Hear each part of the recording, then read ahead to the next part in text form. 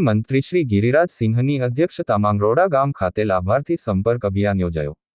ભારત સરકારના ગ્રામીણ વિકાસ અને પંચાયતી રાજ મંત્રી શ્રી ગિરિરાજ સિંહની અધ્યક્ષતામાં હારીજ તાલુકાના રોડા ગામ ખાતે લાભાર્થી સંપર્ક અભિયાન યોજવામાં આવ્યો હતો. જેમાં કેન્દ્રીય મંત્રીશ્રીના હસ્તે સખી મંડળની બહેનોએ સત્કારવામાં આવી હતી. ત્યારબાદ કેન્દ્રીય મંત્રીશ્રીએ બહેનોને મળતા સરકારી યોજનાઓના વિવિધ બાબતે સંવાદ કરી માહિતી મેળવી હતી.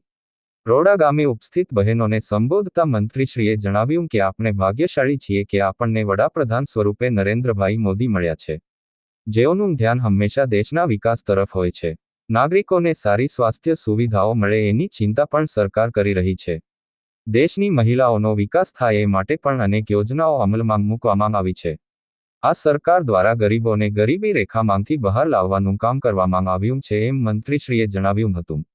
આ પ્રસંગે સંગઠનના હોદ્દેદારો સર્વશ્રી ડો.